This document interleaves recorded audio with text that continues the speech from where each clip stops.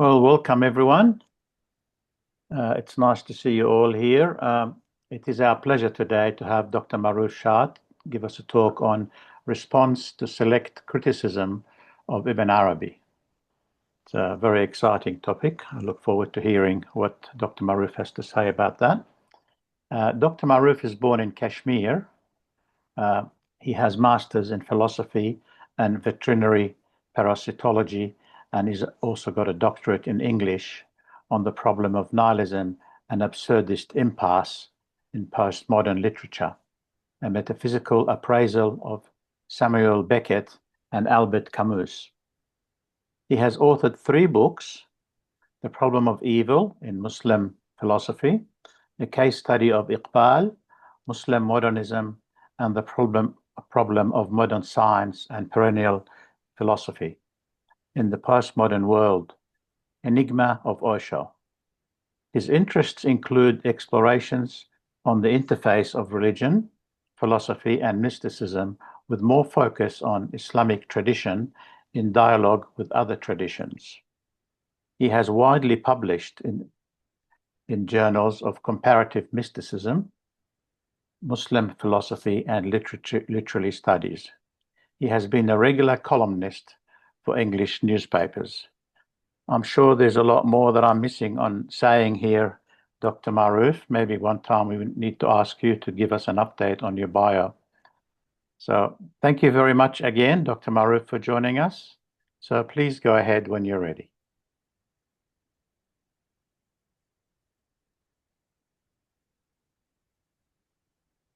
Bismillahirrahmanirrahim. It is such a pleasure to be talking about Ibn Arabi. And why Ibn Arabi? I have written a small article on why Ibn Arabi and why he is at the center of the world, of the Muslim world.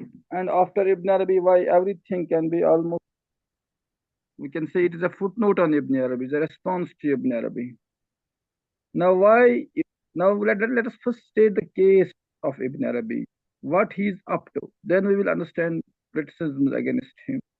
We can put them in perspective. Is it possible to evolve a hermeneutic that recognizes the haqq or reality of various thought currents that seem to articulate some significant mode of contemporary experience and knowledge? Is it still possible to speak for truth in an age singularly known for confusion of tongues, relativism, and confounding of truth and falsehood? Is it possible to have a decisive Furqan criterion that denounces error in a prophetic tone and stands for truth that Buddha called the supreme gift? What is modernity worth for, and how to show its face in the mirror? Ibn Arabi claimed to present precisely such a decisive argument of truth against distortions, obfuscations, and ideological misappropriation. He also provides a basis for genuine dialogue between philosophies and religions, philosophy and theology, tradition and modernity, and thus between cultures and civilizations. So Ibn Arabi is not basically a separate ideological undercurrent, a philosophical system, or anything like that. He's just an attempt to let every haqq, every reality speak for itself. His is fundamentally a therapy for making oneself vulnerable or transparent or open to the other, to what is being revealed, to what is there. So Ibn Arabi has ultimately nothing to say for himself. He simply gives us advice on other techniques for purifying the heart or the faculty that receives the truth that is there. So Ibn Arabi cannot be criticized on this or that philosophical ground. Now, Ibn Arabi is modern for dialogue. If you first understand that, I think the way, for example, we say Socrates has nothing to say. He only asks us, let's have a dialogue on certain things. So truth comes from within that dialogue. There is no, what I can say, no position he wants to impose. So the point is, can we truly attain that Socratic movement that of which Kierkegaard also states that to be open to the other is to be open to the truth, and that happens through dialogue. So Ibn Arabi asks us for a dialogue, not to receive his certain imposed truths. The, the Ibn Arabi's model is neither postmodern relativist or sophistic one that disavows truth as such and grants the benefit of doubt to everyone, as nobody has access to truth, nor the one that claims to have a unique access to truth and sees other ideological positions as groping to approximate its privileged position. Ibn Arabi provides a hermeneutic that unearths universally recognized truths in theological and scriptural material that has usually been interpreted more parochially or exclusively. He aligns himself with what he sees as the unified position of all prophets, the founders of world religion, and saints, and traditional philosophers like Plato. He was called the son of Plato, Ibn Aflatun. He does not base his so-called position of no position on any disputable rationalist axiom or proposition. He does not take recourse to any as-if position that propounds cautiously formulated propositions where enough room for ambiguity and uncertainty remains to warrant any interpretation. Remaining loyal to the text with exceptional use of philosophical resources, he excavates treasures of meanings that overturn all exclusivist claims. His is a sharp-edged, unambiguous statement of some fundamental thesis for which all religions have stood and which express the intuition of great mystic masters of all traditions. Ibn Arabi demonstrates why and how Islam stands for the rights or primacy of intelligence and objectivity, the elements which our era desperately seeks in the wake of misosophical and irrationalist cults. His dialogue with previous prophets and saints constitutes one of the most profound encounters with transcendence and proof of intimations of the higher life of spirit. Every orthodox tradition can claim him. He has resonances everywhere in the universe of faiths and philosophies. His notion of man is arguably the most comprehensive one in world history. His religious thought is subservient to his metaphysical intuitions. This is the key point. That's why any religious or theological critique fails to make the point against Ibn Arabi. More contradiction because he, through creative imagination and intellectual intuition, transcends all conceptual and logical thought structures and paradigms. At the realizational level, all conflicts and all that are centered on or revolve around reason and language are transcended. Iqbal is basically this. Ibn Arabi is from the school of realization. Ibn Arabi preserves the centrality of revelation, but at the same time pleads for the independent rights of mystical and metaphysical intuitions theoretically available to anyone who takes the necessary pains in self-discipline. That's why he has no quarrel against traditional philosophers, against mystics, against saints, against artists, against any other person. He speaks the universal language of love that everybody can not only understand but even identify with. In more than 400 books, according to one estimate, he formulated with extraordinary clarity and force the meanings and expressions of the principle of unity of existence, which is at the heart of world tradition. The world is united at the primacy of the absolute, at the unity of existence. All world tradition. That's why Ibn Arabi can be claimed by every tradition. He's the master of the world, not just of the master of the Muslim, the greatest master we call him, not the master of a particular faith or community. Some have questioned his credentials as a thinker of Islam, and it is no less a thinker than Ibn Taymiyyah who stands in the opposite camp. We must not forget that it is not easy to misunderstand him, that it is so easy to misunderstand him or misread him, and great thinkers have misled him. Regarding Ibn Taymiyyah, it has been shown that he didn't have access to the right or whole corpus of Ibn Arabi, so we can partly understand his differences. And we must not forget Ibn Taymiyyah was himself initiated in Qadri order, and Ibn Arabi's chain of masters include the founder of Qadri order. Now, Ibn Arabi is first and foremost a sage, Hakim. It's a Quranic term, Hakim, a Gnostic, and he's only secondarily what is called a thinker or philosopher concerned with systematic and coherent view of the world that follows from fundamental intuitions and received wisdom of the Prophet. Approaching the fundamental problems of religion and philosophy from a perspective of what Kunavi, his disciple, called Mashtab al-Tahqiq, the school of realization, which is to be differentiated from that of approach of philosophy and scholastic theology. Ibn Arabi embarks on the most ambitious project of discovering or realizing the real, the supreme principle and ground of all reality and truth. He assigns himself the task of not only intellectually knowing, but existentially realizing truth and reality and the rights and worth of everything as as is implied in the designation of the supreme principle as the true, the real, al-haq.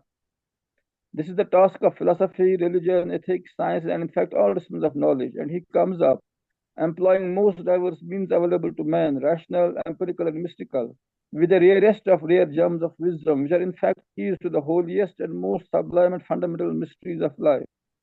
It is he, rather than Bacon or any other modern thinker, who truly takes whole knowledge as his province, keeping open all the gateways to supra-individual and supra-personal reality existence, the domain of non-self, employing metaphysical perspective, which by definition corresponds most closely to pure truth and is better called meta-perspective or divine perspective due to its universality and comprehensiveness instead of religious theological, which necessarily anthropomorphizes or rational or philosophical approach, which inevitably is limiting because of the limiting faculty it uses reason, reflection, logic, concepts, categories. He achieves, arguably, the most comprehensive synthesis or integration of diverse sciences in Islamic history, and that in fact accounts for his universality and perennity. His aim ultimately is the vision of truth or knowledge of things as they are, and to be that truth, and thus fulfill the primordial vocation of man according to all traditions. Real is, it cannot and need not be found or searched, rather it finds us. Wherever one turns, there is the face of God, as the Quran puts it, and Ibn Arabi reiterates time and again. Realizing this one becomes a flute and God the flute player. A love affair with the real commences, and one enjoys orgasm with the whole universe. The overwhelming desire for love cannot stop at a human substitute, as the Tarjuman of Ibn Arabi narrates. Now, see, this is why Ibn Arabi is so difficult to question, and but so hard to be understood by what we call exclusivist orthodoxy. Ibn Arabi is perfect, man has no beliefs. He is open to all forms, to infinite disclosures of God, which change every instant. He lives moment to moment as he is Abdul Waqt, the servant of the instant. For him, as for Zen, ultimately there is no distinction between the immediate and the ultimate, and there is no goal as such. Each step is the goal, each movement is the goal. A blade of grass is inwardly the absolute. There is no particular or exclusive way to salvation because all ways are already blessed. There is no need of salvation because all alienation or bondage is really illusory. All are saved, all are embraced by God because none has ever left God or the Garden of Eden except in his imagination. And it is that cursed mind and imagination which is the bane of man. Man needs to be saved because he suffers from the delusion that he needs to be saved. God is loving enough, wudud, and strong enough to overcome all resistance on the part of man and willingly arranges his return to himself. If everything is in a way perfectly as it should be, what point is in sending prophets and exhorting people to truth? Ibn Arabi's commentator, who authored Bursawi Fasus, answers the question thus. This one cannot say, because the invitation is the invitation from the name misleader, Muzil, to the name guide, Hadi, to truth, and the invitation from the name compeller, Jabbar, to the name just. We can add that it is in general an invitation from the names of majesty to the names of beauty, from what necessitates suffering on a human plane to that which engenders peace and bliss. We need to invoke the names of beauty to be relieved of the effects of the name of majesty. For Ibn Arabi, to Ibn Arabi are credited, like Shankara, great devotional hymns and invocations or prayers. Ibn Arabi ensures that a final return is to the origin, which is God. The great samsaric drama has a climax in universal salvation as mercy overcomes all resistance in the end. Much of criticism of Ibn Arabi focuses on this because he opens the gate of salvation and his mercy knows no bounds. Now we need to understand why this is so. Evil is not hid, as it has been always been parasitic on good, possessing no real existence. The goodness of God has a final word. Ibn Arabi shows how much wisdom and how profound meanings are hidden in dogmas, rituals, and narratives of exoteric religion. He's a great commentator on almost everything exoteric that we know the traditional mode. God is both the outward and the inward, as he often reminds us, even if modern man is often blind to the beauty of the exterior dimension of religion. All exclusivist ideologies are ultimately blind to the all-comprehensive of name Allah, which the perfect man represents, appropriates, and worships particular names only. Postmodernism, for instance, seems to be another name, Mudil. Ibn Arabi invites the world torn by ideological conflicts and religious exclusivism to the Muhammadan station of no station, where no particular name, belief, form is absolutized. So Muhammad is an invitation to what is the station of no station. It's not a particular name, a cult, a person, a figure, or an era. So this is the point Ibn Arabi when he elaborates Nuri Muhammad, which is the light of the world in a way, which makes manifestation possible. The only exclusivity or hierarchy that Ibn Arabi recognizes is the Quranic one of those who know and those who are ignorant, and asks God's refuge from being among us the later. Piety or righteousness follows from knowledge. Indeed, avidya is the sin in all traditions, ignorance, and it is in the knowledge that there is lasting peace and blessedness. Suffering is consequence of avidya, ignorance. Perversion of will or moral sin too follows ignorance. No man is willfully bad, says Socrates. So sinners are not to be hated, but pitied and given eyes to see. This is the task Ibn Arabi proposes himself as a teacher. Now here is a tough point. Konavi reads the notion of all comprehensiveness of the names as implying that God is well pleased with all things, even those that are astray from the point of view of the commandments of religion, since they are not only displaying the properties of his names, since they are only displaying the properties of God's name. Ibn Arabi often translates misguidance as perplexity. So this is the point. And his defense of Noah's community in Fusus is one of the most original things in the history of Muslim thought. The most shocking to the theological and few Unitarian and non-dualists will wholeheartedly join their hands with him on this issue. In the poem at the beginning of the chapter on Hud in Fusus al-Hikam, Ibn Arabi writes, "The straight path belongs to God. It is manifest in all, not hidden. He is present in the small and the great, in those who are ignorant of how things are and those who know. Because of this, his mercy encompasses everything, no matter how base or magnificent." Now the point is, this is the point that Ibn Taymiyyah wished to make, but now we first see why Ibn Arabi does not, in a way, he is not vulnerable to his criticism. If for Ibn Arabi, Ibn Arabi never tires of emphasizing the need of discernment and action and responsibility and ever fighting evil with all one's resources. There is no status quoistic or quietistic mysticism in him.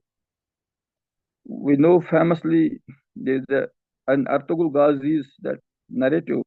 It is Ibn Arabi who is a guide in a way. So he was at the front of even political movement.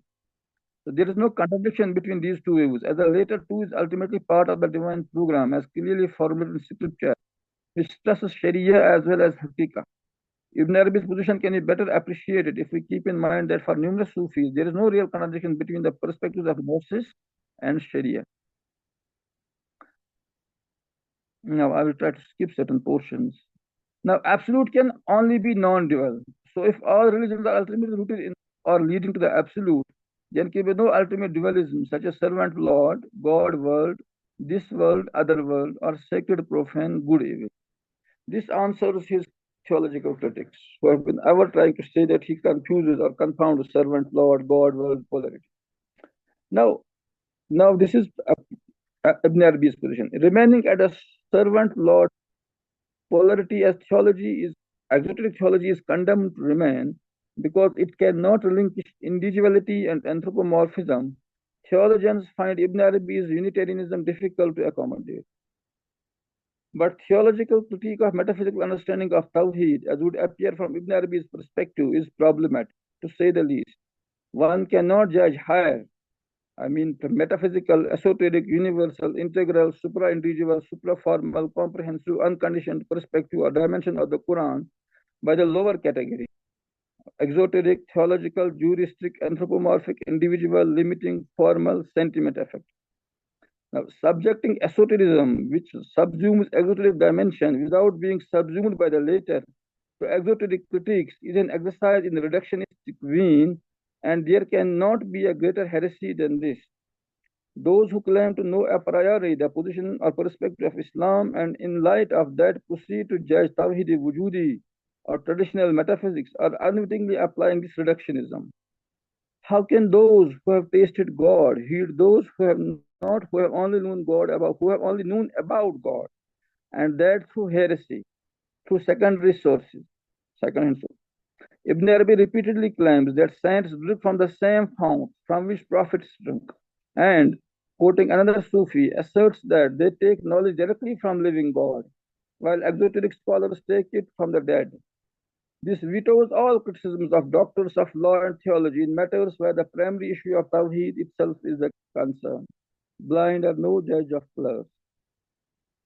Now, I do not wish to take cudgels with those who think Sheikh Sirhindi of India has debunked Ibn Arabi and Wahdul Wujud. Wahdul Shuhud is a more authentic interpretation of Sufism.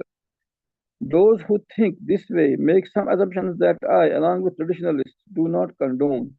Schumann, Chittick, Nasser, and others have conclusively shown that these assumptions that form key to Ibn Taymiyyah and Sirhindi's critique are not correct. These assumptions include, among others, the following. Ibn Arabi and Wujudi Sufism compromise creature distinction. He implicitly downplays certain recognized tenets of law. We know he downplays none, and he was the most observant of every sunnah.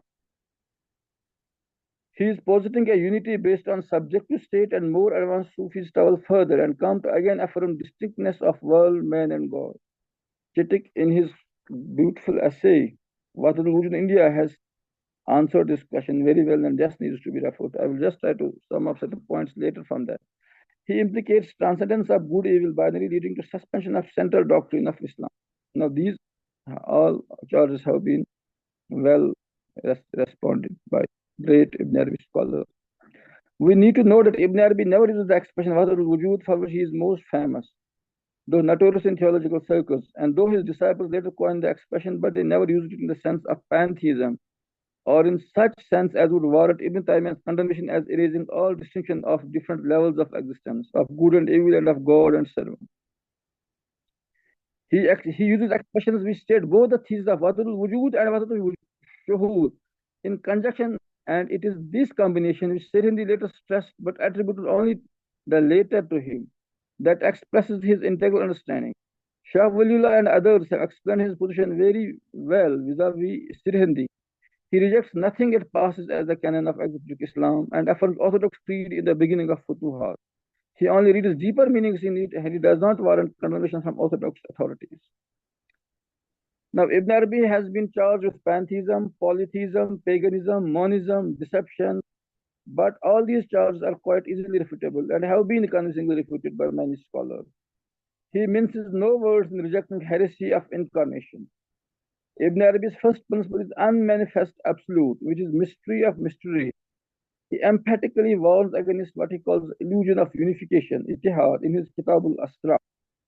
His theological critics like Ibn Taymiyyah and Neo-Salafi thinkers approach him from theological perspective, which is a category mistake, as he's basically approaching everything from perspective of metaphysics. Of his theology is a distinctly inadequate reflection or translation. Now, he is a greater literalist in matters eschatological and juristic, than many of his critics. He had alliance with this Zahiri school, and we know about afterlife. He said everything in a way applies literally, though he would in a way bring the idea of what is called imagination, about which Korban has a whole book, The Creative Imagination of Ibn Arabi, that explains afterworld in a way. It in a way we think about matters of dream, affairs of dream. All the barzakh he explains in similar way, which is to be neither sensory nor purely intellectual, but between the two. Ibn Arabi sticks strictly to philology, even if he sometimes seems to stretch too far his interpretative maneuverings. His respect for the sacred law is so unambiguously stated in his understanding of Furqan that one hardly needs to refute his theological critics who accuse him of nullifying divine commandments or erasing distinction between good and evil. Though he is, though he is against absolutizing his distinctions at the plane of union, it is idolatry to maintain any distinction. Ibn Arabi saw himself as heir to guardian to guardian of prophetic wisdom and thus sacred law, which is respectful of dualities at the plane of relativity. It is mysticism respectful of law and hakika identical with Sharia, as he once put it, of which he speaks. This aligns him with traditional religious camp. He assimilates at once exoteric, moral and intellectual, theological and philosophical, mystical and metaphysical, bhaktic and jnanic, human and divine perspectives in his comprehensive synthesis that respects prophets, sages, philosophers, sages of all traditions, whether to revelation, intellection, gnosis. He upholds the rights of both the latter form and spirit, supraformal truth, and believes that the best method to realize supraformal truth is not by disregarding forms, as libertine gurus advocate, but by realizing or penetrating the form. This makes him an ideologue of law-centered prophetic traditions. Now we just come to this.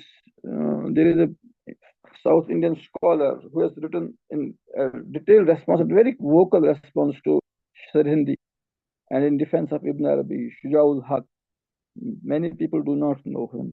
There is also a beautiful response by this Haqqani, a Naqshbandi Sufi, who has written, especially in the context of Iqbal. We know Iqbal had an ambivalent relationship with Ibn Arabi, but then Haqqani shows that Iqbal fundamentally is aligned with Ibn Arabi on the idea of self and its movement towards the absolute. So I would invite you to check both of them. Now there is a now Shah Waliullah is in the Sirhindi tradition, try to reconcile the two. Then great Indian scholars, Ashraf Ali Thanvi and others have also in a way beaten the same line. So we know that his argument was there is only the linguistic difference between the two. But now Chittick claims that when Sirhindi explains the meanings of Wahdatul Wujud, he demonstrates little acquaintance with the writings of Ibn Arabi or his major followers.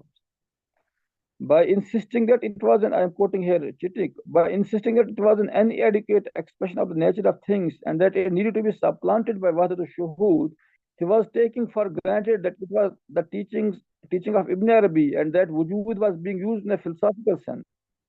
He seemed not to recognize that Ibn Arabi used it to mean finding and witnessing as well as being an existence.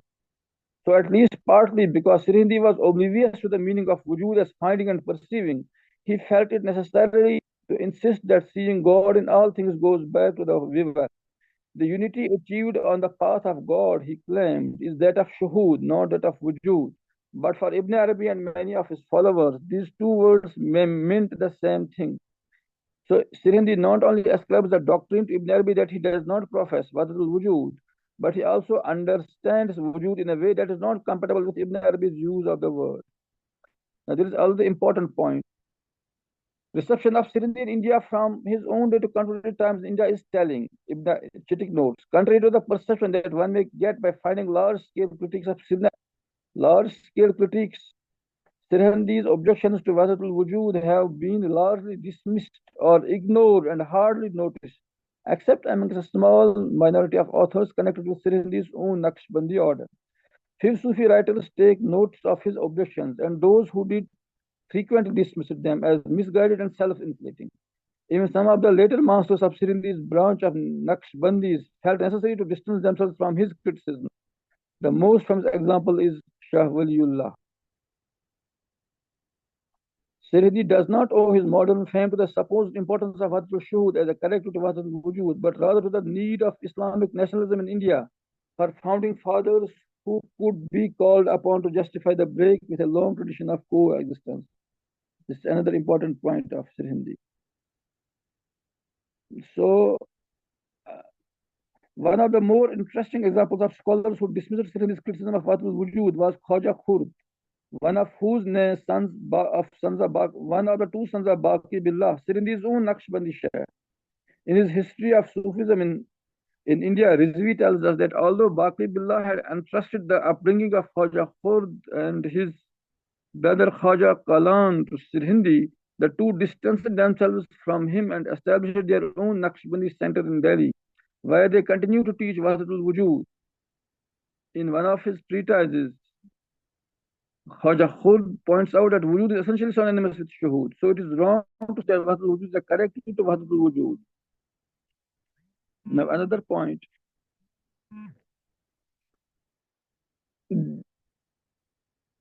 Sheikh Abdul Jalil of Allahabad has also dismissed Sirhindi's position very vocally. He records a visionary conversation with Ibn Arabi. He asks about the recent Sufi who says that oneness is in the shuhud, not in wujud. Ibn Arabi replies that everything such critics have written, he has already said in the Futuhat, because there he presents all legitimate points of view. The problem lies in the critics' inability to see beyond their own limits. I will try to skip certain things.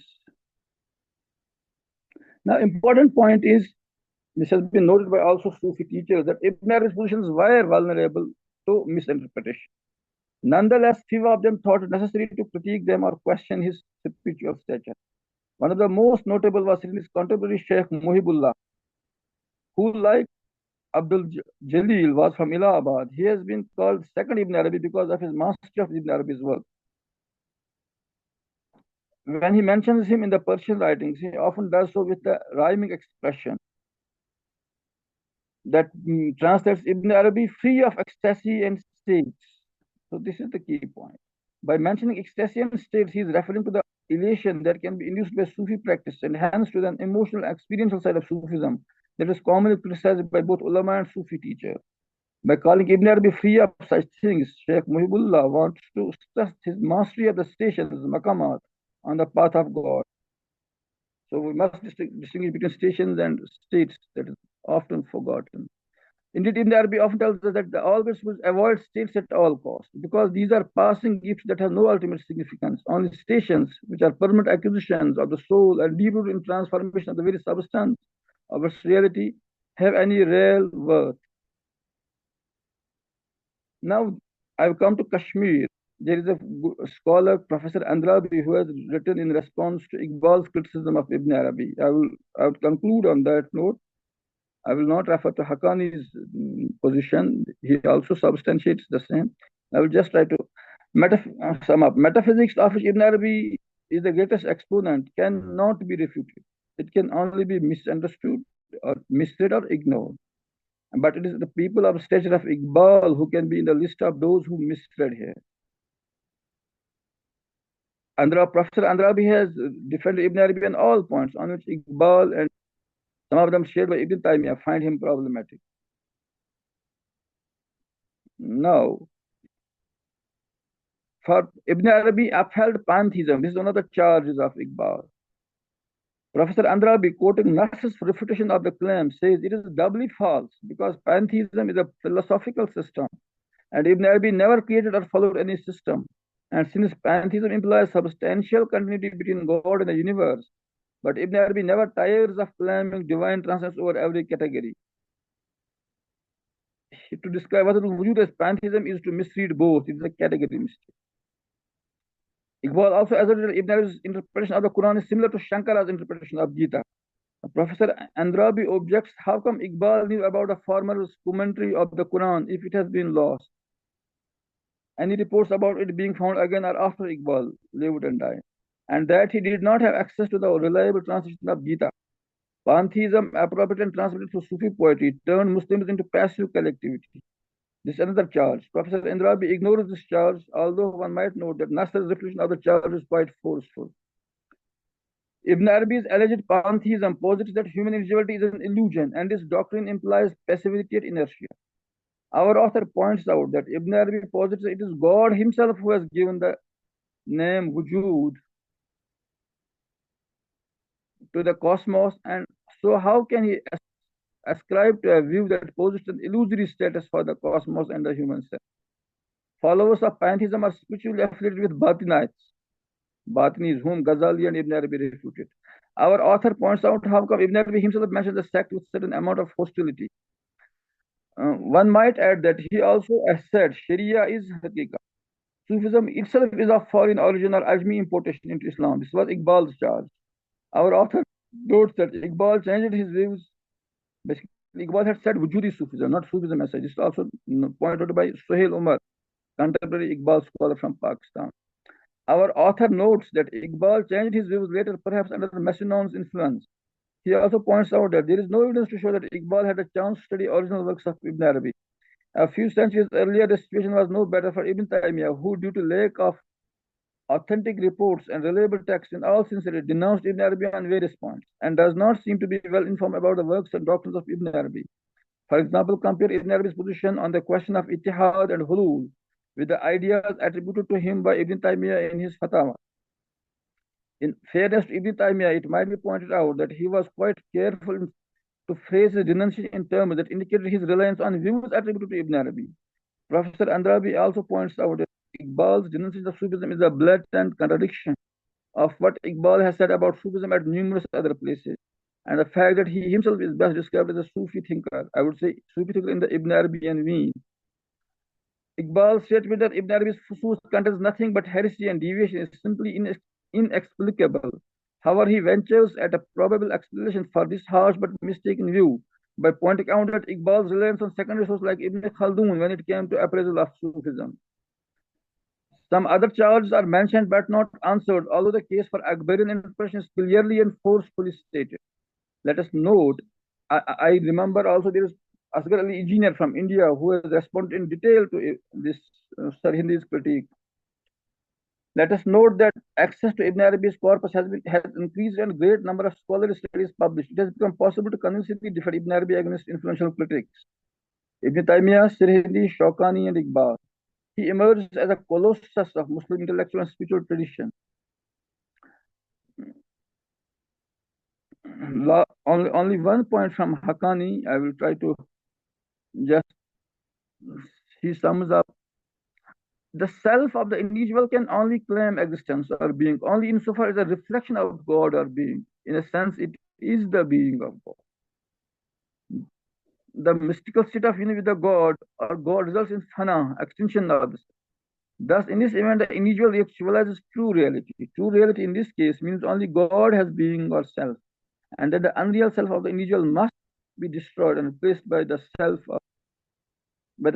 of being. So when Iqbal explains Mardi Mumin and Khudi, he reached this essentially similar conclusion to Ibn Arabi, and he has no difference on that point. Though there is a Maikash Akbar Abadi has a whole book on Iqbal Sufism. He in a way reads it on classical terms, and he shows that he just uses modern terminology, but content is fundamentally classical or same. Now, this is the last point on which I would like to conclude. The perfect individual, this is in both Iqbal and Ibn Arabi, it has been shown that the individual finds true freedom in forming or merging herself with the self of God. True action for both of these perfect individuals means relinquishing all personal desires and goals, allowing the self to be consumed by the self, capital Self, thereby making all actions they perform the actions of the self. Haath hai Allah ka, bande mumin kaha. They are able to do this because they sustain a direct communion with God after returning from the mystical experience of union or fana. So that concludes this presentation. I would just thank you for giving the opportunity, and it has been titled Select Criticism because there are many other criticisms from both insiders and outsiders. but which are not, I think they are mostly peripheral. These were the central criticisms about Ibn Arabi, which to which we have tried to respond in the light of modern great scholars. Thank you. So, from classical times, there have been critics of Ibn Arabi, but then there have been from very early on great Muslim jurists and scholars and theologians like Sharani, who came to the defense of Ibn Arabi, and also that great Mufassir and great scholar Jalaluddin Suyuti, and many others. In fact, Ibn Arabi is still being celebrated as the greatest teacher by most of the Muslim scholars. So Ibn Arabi continues to be revered as a central pivot of Islamic spirituality, and most of the criticisms are primarily from when Orientalists have in a way dabbled in the domain, and many neo Salafis have in a way built on Orientalists instead of an great classical scholars. Thank you so much. Thank you so much, Dr. Maroof. That was a lot of content there. I cannot remember all of it, but it's very fascinating. So many different points that people can disagree with Ibn Arabi or agree. I have a lot of questions I would love to ask, but I think I would like to give the opportunity for everyone else to have comments and questions first. Does anyone like to have any questions to Dr. Maroof?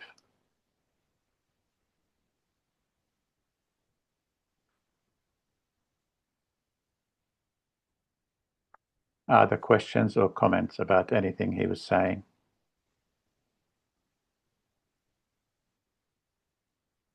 You can just start speaking or put your hand up and I'll ask. Can I ask? Yes, please. Go ahead, Suhail. Yeah. Yes. Actually, Dr. Maroof Saab, actually, it's not a question, it's a sort of comment in the sense that since you try to conflate Allama Iqbal with Ibn Arabi, and you try to say as such, in the view of many authors, there is not as such a difference.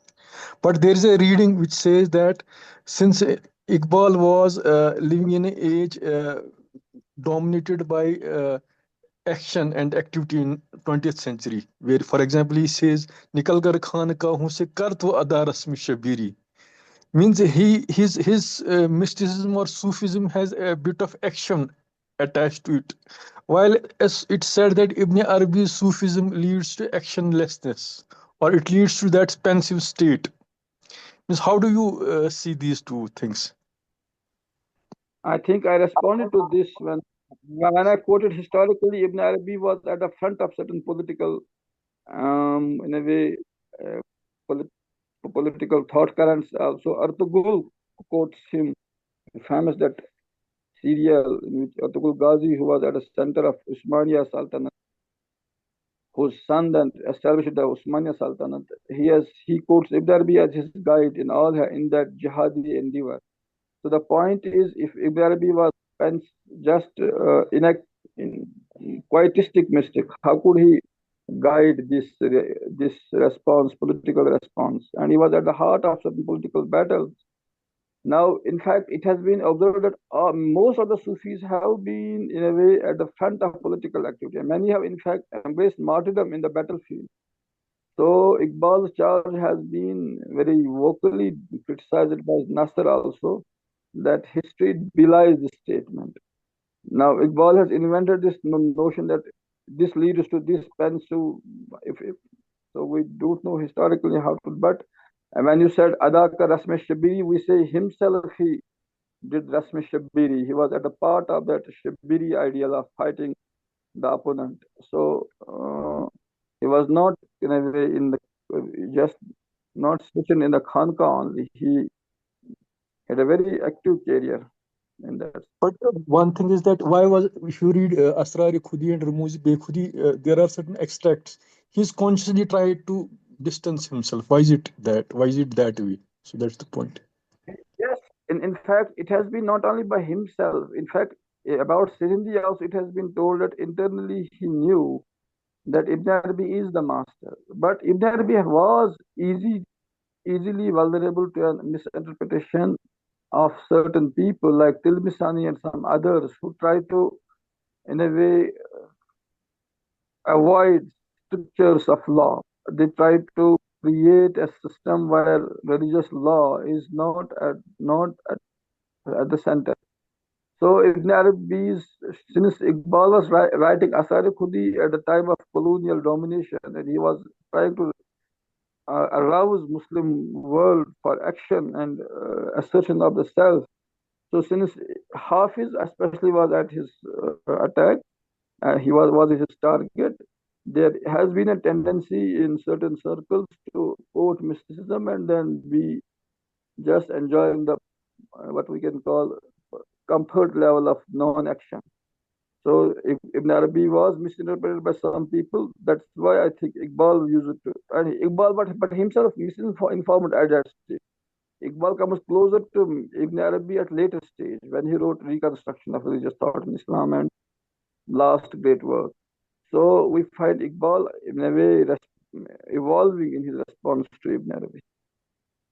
Okay. Thank you, Suhail. Thank you, Dr. Maroof. Anyone else like to ask any questions to Dr. Maroof? If you do, please feel free to go ahead. Assalamu alaikum warahmatullah. Wa alaikum assalam. Yeah, Dr. Maroof, I have one question in my mind also. You were referring to those stations that a man in the search of reality basically can attain. Those can be of Muhammadan stations, or you can say the stations of a saint.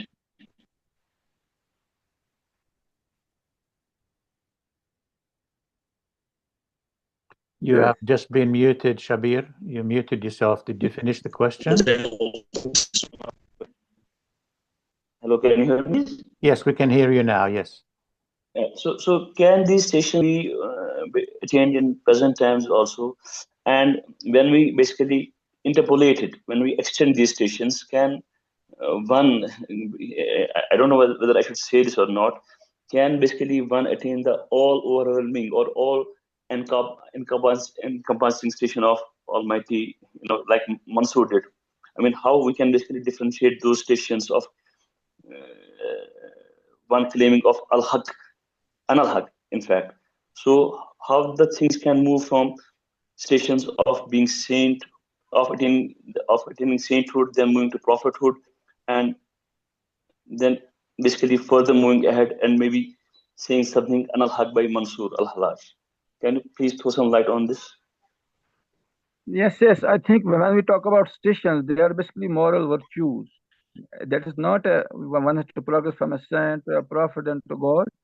So that is not the case. But when Mansoor says Anal Haq, that is in fact Rumi defended it. There he says it has great humility in it. There was no Mansoor's personal self-esteem. It was only God who was saying this. So that has been in Iqbal's position when he says Haath hai Allah ka bande mumin ka haath. So the stations are universally acclaimed moral virtues, sabr, raza, tawakkal. All those classifications. I think that's not to be mystified. That applies to any.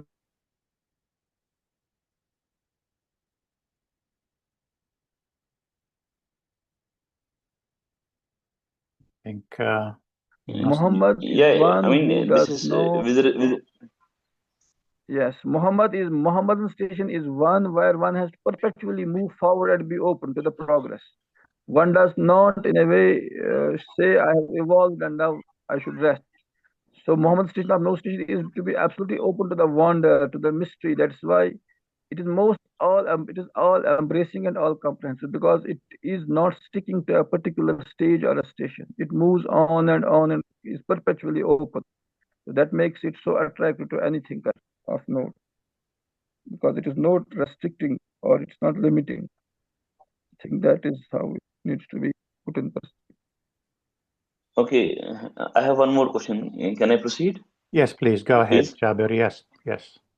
Yeah, you were talking about those that Ibn Arabi and Etul Ghazi's era. I mean, Ibn Arabi's ideology basically influenced Etul Ghazi, So can we say that the ideology, or say the station basically which Ibn Arabi was having, was finally imbibed by Ithul Ghazi also? That is, Ibn Arabi had a certain mindset, certain basically idea of getting closer to reality, and finally he got a vessel in the form of Ithul Ghazi. He put all whatever he had in his mind, in his soul, into Ithul Ghazi, and Ithul Ghazi became the the active part of Ibn Arabi. Can you say like that?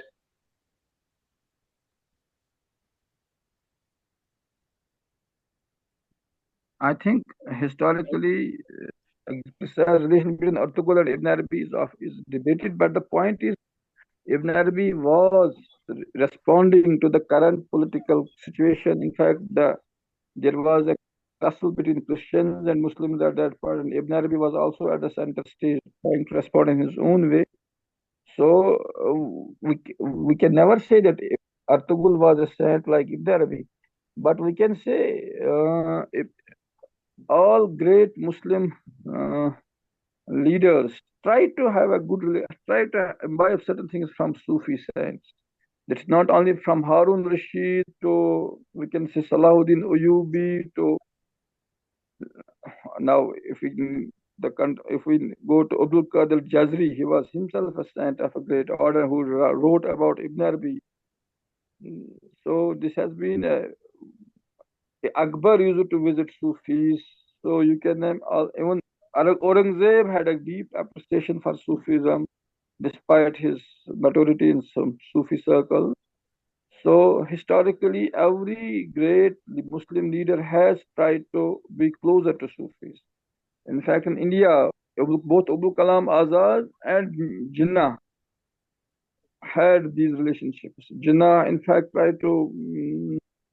There was a famous Pakistani Sufi whose active involvement helped Jinnah in winning at the end. He had written that anyone who does not support Jinnah is not his murid. So historically, Sufis and these political leaders, they have been in a way like as if advising each other and taking help from each other, not just blessings at many levels. And Ibn Arabi himself has, in a way, argued for the spiritual empire of Sufis. He says Sufis control everything. So when we say there is a political dispensation, but for him, Sufis first decide kisko power milana hai, who has to be given power. And there are many stories in Kashmir that ordinary people, that common people can, in a way, narrate about transition of power and Sufis predicting that and Sufis influencing that. So it has been a history of but one aspect has been that some Sufis have tried to distance themselves from echelons of power so that they would not be corrupted. But some have tried to come closer to the power to help people. So it is a complex story, but the simple point is that I wish to emphasize that the charge of quietism and status quoistic ideology is simply not, in a way, it holds no water. Thank you, Dr. Maroof. Thank you, sir. Thank you very much. Thank you. Anyone else like to ask any questions? Okay, maybe I'll have a question for you, please, Dr. Maroof. I'm interested, in line of what you said, which is very true, of course, that sinners are not to be hated, they are to be pitied and supported. And the fact that people, when they misinterpret and misunderstand Ibn Arabi, it is not really their fault. They know as much as they can. It's their capacity to know is not there. There's a difference between intellectual knowledge and dhawq. So you can't force dhawq, but you can force, I guess, learning intellectually through reading and the mind and so on. What I'm interested in, what was Ibn Arabi's method of responding in his own time to criticism when he takes account the personalities or the people? He understands that they don't know and it's not their fault, yet they criticize him. Does he treat them like children? Does he respect them? how does he get across the teachings to someone who believes he knows based on his intellectual knowledge? From Ibn Arabi's perspective, he knows that their knowledge seems to be limited, not as universal as his is.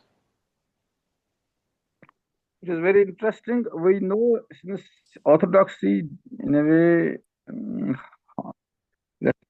try to, we can say, persecute him. We know the controversy when his Tarjuman was published, when came to be known, and it was vehemently rejected. And Ibn Arabi was forced to respond by writing a commentary on it.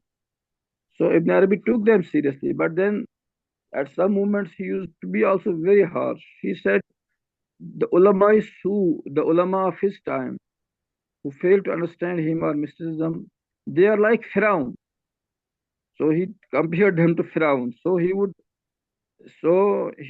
in a way, we can say, as means no words is rejecting them. But then Ibn Arabi was, in a way, restricting himself to close band of disciples. In fact, he had certain sessions for some special disciples only. That helped him, I think, to be very productive. And so he was, and sometimes he spent away from this where he was. He was born in this, we can say, the West Andalus Spain, and he spent and much time elsewhere also. So, but many of his contemporaries had sharply divisive and divergent opinions of him, but we are not sure about what was his personal estimate of them. How would he interact with them in close circles? In others' biography, we find some references, but I think Ibn Arabi's position as such is that even we have to respect idolaters, we have to respect the misguided. He said they are at that stage at which they will be passing through this, and then they will come to know the truth. That's why when he, in a way, gives a positive understanding of misguidance as perplexity, or says that, so Nuh's flood refers to something different, and the people of Noah were trying to, in a way, focus on transcendence. That was a debate. So we find ultimately, and he says even these plants and these minerals have a sort of tawheed. So from that point of view, there is no outsider in Ibn Arabi. Everyone is at his stage and is under some divine name. So that's why he could love everything unconditionally and say his job is to broadcast the message of divine mercy. So from that point of view, he would, in a way, in one of his books on advice to the young, to the Muqtadeen, those Murideen, he would say that one should not compare Abu Nuwas and Abu Yazid. Abu Nuwas was a notorious poet, and Abu Yazid was a great saint. He said, if one compares the two, there is a problem. So hate the sinner, not the sinner, was what he tried to assert. And once he also said that if one is anxious to reply to a criticism, he is not capable of becoming a murid. So he said the point is one should be able to digest the criticism and not, and in a way, what we can call question the ego. That is fundamentally humiliated by criticism. So he said one should have no hurry to even reply the criticism, even if one knows that a critic is totally lying and making false claims. So that is a complex response of Ibn Arabi, I think. I'm just recalling. Yeah, very interesting. Did he ever have situations where he listened to those who criticized him and he accepted that he was wrong and they were right? Do you have stories? I don't. Maybe there were, but I don't know. Because I can accept the possibility that he would do that, maybe, but I'm not sure whether that was the case.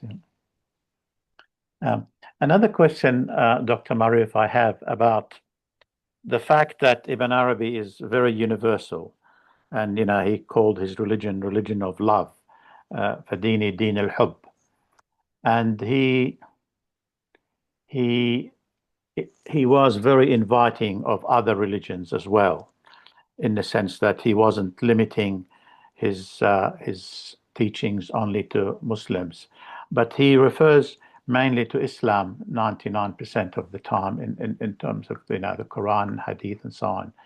How do you uh, look at this universality as opposed to uh, you know non-universal, just one of the religions? How do you sort of combine together and merge them and have a harmony between Ibn Arabi's look at all religions being equal and being only mainly interested in just one? Is it because that's his tradition and he has no choice but to follow his tradition? If he was in a different tradition like Hindu or something, he would probably speak that language. Or how would he, did he say enough to distinguish between the universality and this? Because every specific tradition eventually does come to the top, like all the branches are part of the same tree. I guess that may be just my saying that. I'm not sure whether Ibn Arabi said something like that. But how would he combine this one tradition of Islam with the universality of all religions as being the same truth? Yes, Ibn Arabi makes several responses. He basically does not define Islam as a particular historical religion that was founded by Prophet. He, especially in his Fusus, he defines Islam in terms of submission to truth. So that's the universal definition of any religion. Then when he defines God in terms of haq, not a personal God or whatever, and we can say absolute. And if in fact this the way his choice of using term haq or truth or reality is what would align him with all universes of faiths, other religions. They would not have they would have no difference with Ibn Arabi on using this term. Say Buddhist tradition, for example, eschews the term personal God. So does Jain tradition. So Ibn Arabi would be welcome for them, say when he uses the word truth or reality for God. Secondly, Ibn Arabi consciously combines in himself what he called Isvi. In a way, he fundamentally aligned his mystical station with, we can say, Jesus. So the station of end of sainthood, he in a way arrives at through that route. So he explicitly refers to other traditions, in especially the biblical, we can say, but he didn't know much of India and other traditions, so he could be excused on that ground. But whenever he, in a way, when he says he's the poet of love, or his religion is religion of love, I think this language of love is universal. Everyone can understand it. And in any case, he also had a more subtle and nuanced understanding of Islam as the alpha and omega of religions. He would not, in a way, say all religions are equal. He would say Islam came at the end of the world and had something special to tell to the world. So the straight path and all other things of which Islam, in a way, when we refers to his special praise for Islam, then Mullah Sadra we also find why Islam has is a specialty. But then we must emphasize that for Ibn Arabi, Islam is not a religion, but the religion of all prophets and saints, because it is fundamentally the religion of submission to truth, and it is fundamentally it is love that and perfection of virtues. In fact, that's why he could appreciate so-called pagan Greeks, Socrates, and his disciple Al-Jili, who wrote that great book Insani Kamil, says he saw Plato in heaven. So the point is, he has great things to appropriate from Greeks, but Indians he did not know much.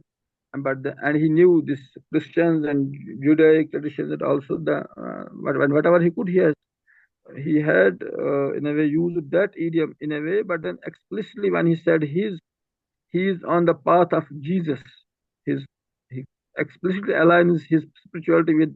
So that shows he is fundamentally of a different sort. He is not limiting Islam to a historical religion, but using it just an idiom to embrace the universality of religious consciousness of man. Mm. Beautiful. Thank you. Thank you very much, Dr. Maroof. Beautiful answer. Anyone else like to have any question or make any comments? Yes, Dr. Yusuf Amin, please go ahead. You are muted, Dr. Yusuf. Okay, now I'm audible. Yes. Assalamu alaikum. Thank you for giving me this opportunity to contribute to the discussion. I will respond only to this particular point of the meaning of Islam. And if we look at the Islamic tradition synoptically, I think we'll reach the conclusion that Islam has got both senses. It has got a universal sense and it has got a particular sense. And both senses are acceptable. And it is by context that we can determine in which sense the word Islam is being used, whether in the universal sense as the quintessential religion, which lies behind the particular forms of all the religions, or that particular religion which was brought by the Holy Prophet ﷺ, and which is based upon the Quran and the Prophet Muhammad ﷺ. The position of Islamic tradition seems to be at least a significant part of the Islamic tradition's position seems to be that the term Islam has got both meanings, a universal meaning and a particular meaning. And it is the context which will help us to understand in which sense this term Islam is being used at a particular point or in a particular argument. So this is all what I wish to contribute at this stage. Thank you very much. Thank you, Dr. Yusuf. Thank you. I just noticed there's a few chats there. I don't think there are any questions, but I'll read the chats. Shabir Malik says, Assalamu alaikum. Can you please forward transcripts of today's lecture to all of us? Yes, I will be putting the recording on a website, on the YouTube channel. And those who receive the email from me will know where that is. If you don't receive an email from me, please send me a message and I'll send it to you. Haris Rahman, he said, Ibn Arabi is the most misunderstood figure in mysticism, and I believe it is bilateral. The critics and the allies have failed to understand him to the extent that he should be understood. In order to understand Ibn Arabi, one has to be Ibn Arabi. All that is all I would share. So it's beautifully said. You have to be Ibn Arabi to understand Ibn Arabi. So this is very beautiful, easily said. And it's quite challenging for us to be Ibn Arabi. So thank you for that, Haris. That's lovely. And Dr. Maroof Shah agrees with you. So that's it. And Shabir has commented on a beautiful answer. So any other questions or comments? Anyone likes? Yes, Noor Alam, go ahead. Yeah, I really thank Dr. Maroof Shah for the wonderful discussions, and of course for our subcontinent. It's always the debate is there about Hazrat Ibn Arabi, rahmatullah alayhi. So still the debate's going, and many people still complain about his Wahdatul Wujud, and even some of the supporters of Ibn Arabi, they do not understand. They call Tawhid Ujudi, Tawhid Shuhudi. Tawhid Ujudi, people are misguided. Tawhid Shuhudi is guided. And that's how even some of the Sufi in Bangladesh, they have the whole book written on various aspects. Ibn Arabi said in his Futuhat, they read Futuhat, but they do not understand this Tawhid Ujudi, what is the difference. And of course, even in India, similar mindset some people has. Though say Shaulillah Dahlovi and lots of other famous scholars clearly spelled out um, about that aspect of this division and misunderstanding. So, yeah, even Shittik, of course, worked so hard to wrote so many articles. I think in Encyclopedia of Islam, he himself wrote 5-page note on what is Wahdat al-Shuhud, so that not people understand that it is not a separate thing from Wahdatul Wujud. So to resolve this issue, what could be done? Because as I mentioned in one of my lecture on this particular topic, even in Aligarh Muslim University, which is one of the famous university of India for Muslim and Islamic philosophy, and I were mentioned in 1980, even in 2007, there was some supervisor who guided a thesis where they're still saying that Ibn Arabi supported pantheism. As a result, um, of course, his idea has some flaw in it. So looks like intellectuals still got confused. What can we do about it? Is there anything that you recommend?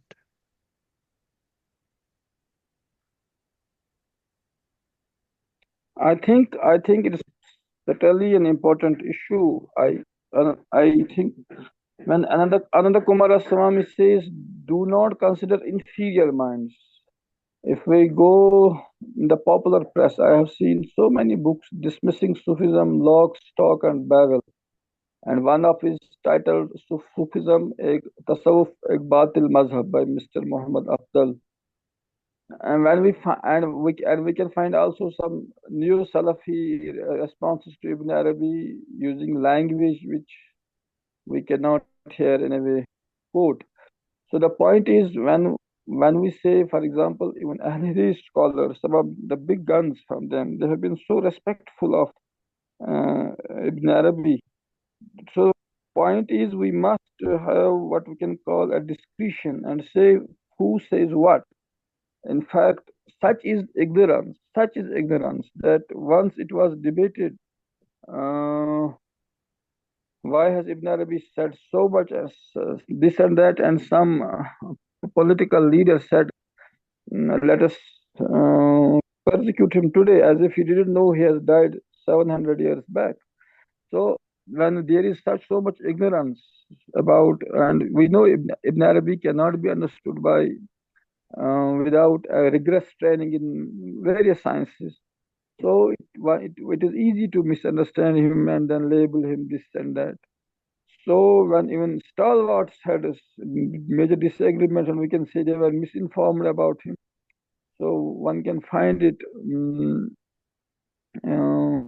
excusable about lesser mortals.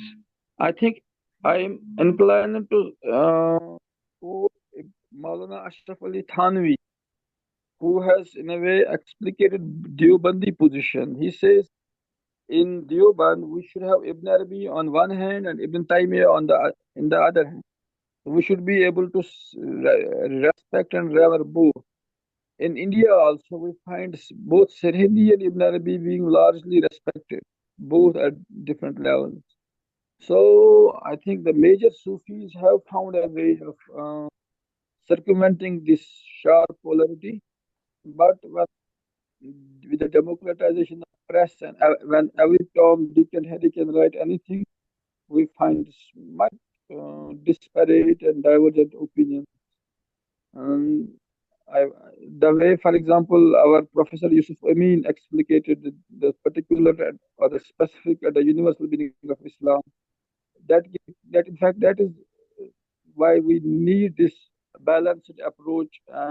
When we see Ibn Arabi sticking to every Sunnah, every historical detail of the Islamic tradition, he has been trying to, in a way, advocate and trying to explicate.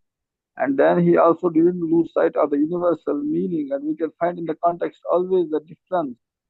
So when we read all Ibn Arabi's corpus, then we find we can, in a way, balance the things. But most of his critics have not, in a way, tried to even engage with one of his works. It is so hard to engage with Fusus, for example.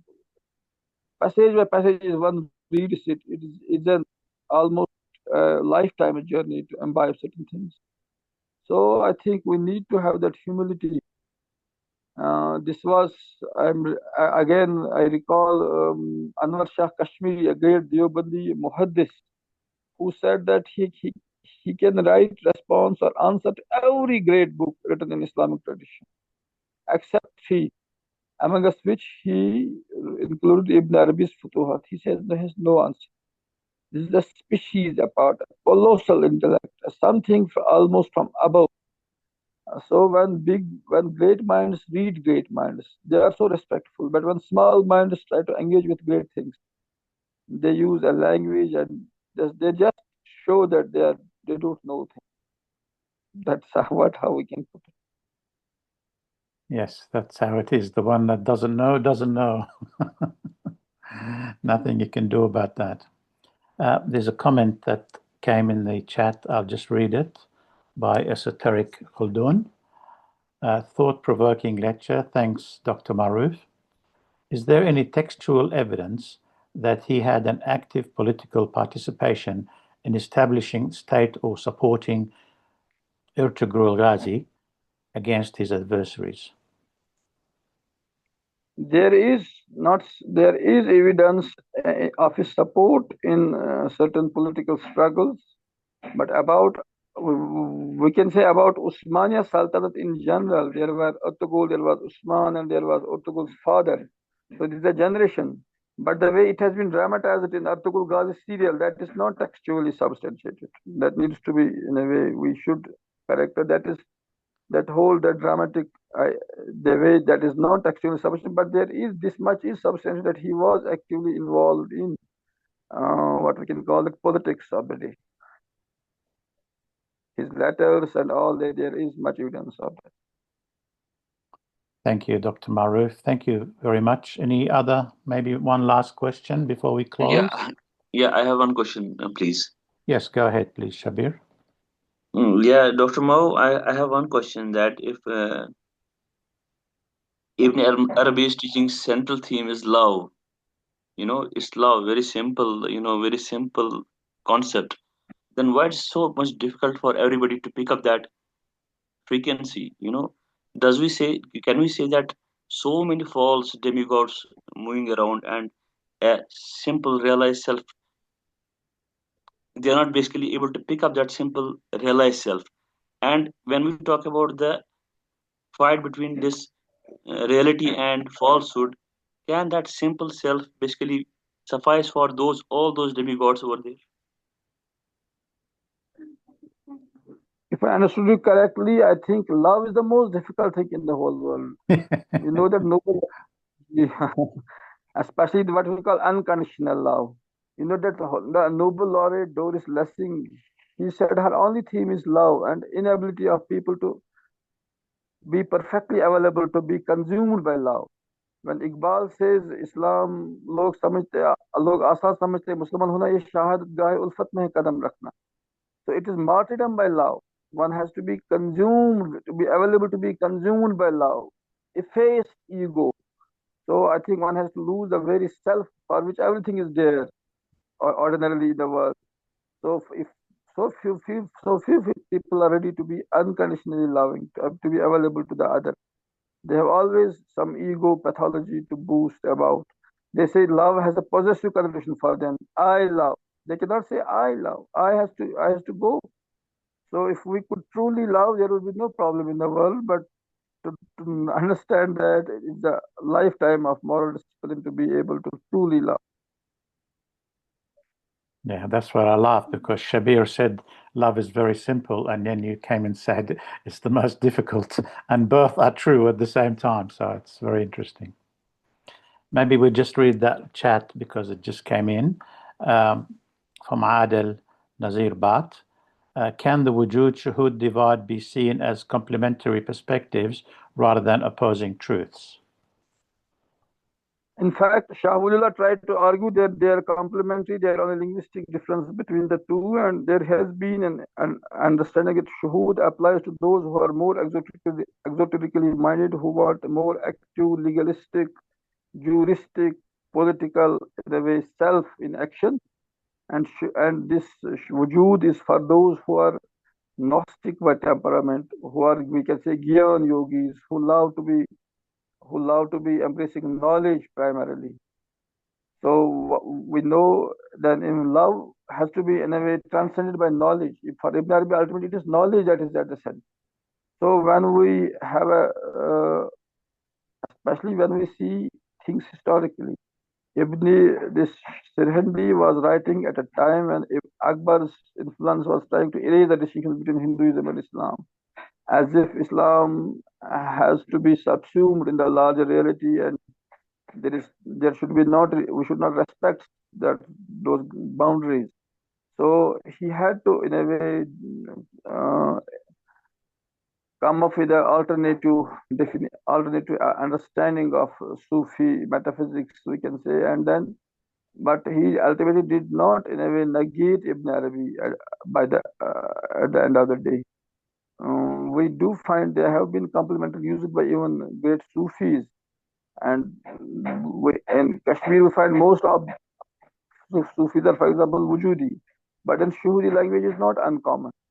In Ibn Arab and about Iqbal, it has been said he defended Wahdat al-Shuhud sometimes, but at the end he is Wujudi. So I think these are two movements of soul. When we are in that more emotional, more activistic sense, we are Shuhudis. But when we are pure knowledge, pure contemplation, pure, we will love. In those moments, we would appreciate Wujudi dimension of ourselves. So from that point of view, I don't think they are divergent. They are, we can find them complementing each other. Thank you, Dr. Maroof. Just I before have, we, sorry, somebody wanted to say something?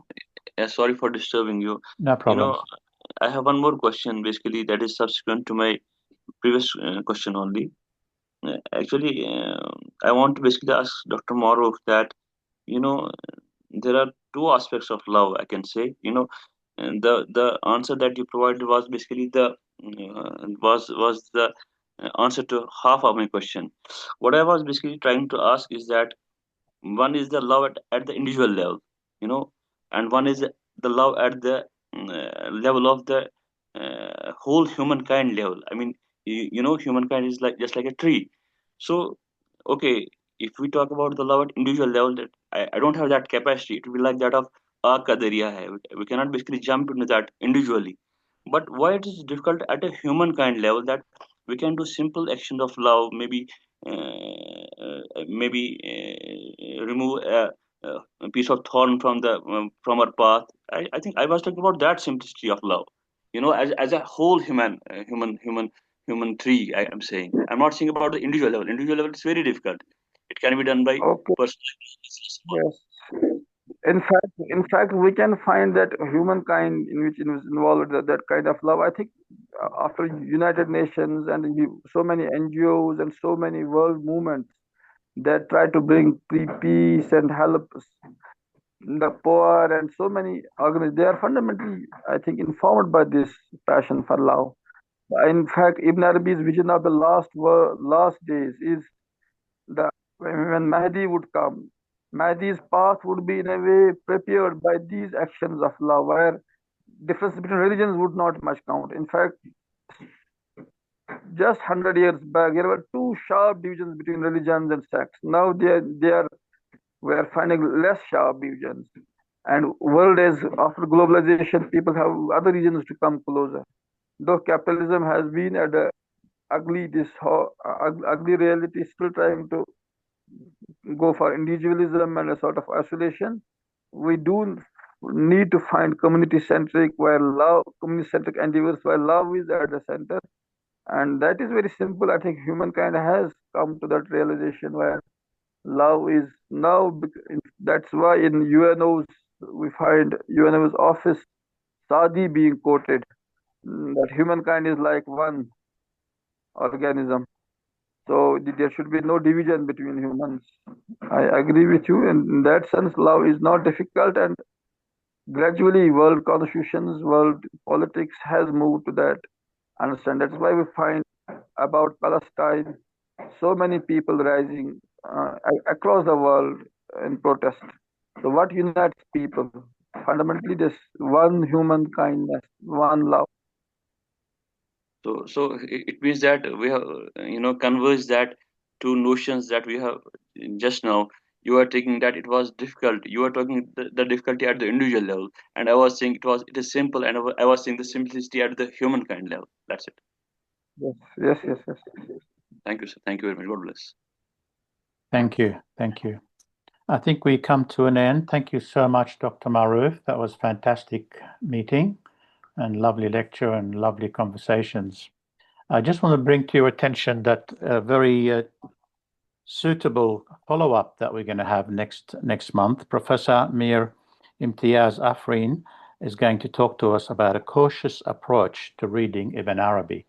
So this would be very interesting. So a lot of people complain about reading Ibn Arabi. They don't understand it. What does it mean? And people mean different things depending on whatever different conditions they are. So it'll be interesting to see what Professor Mir Imtiaz Afrin will tell us next month. It's going to be on the 3rd of August. So looking forward to seeing you all next month. And thank you very much, everyone, for coming today. Thank you. Thank you. Thank you very much. Bye-bye.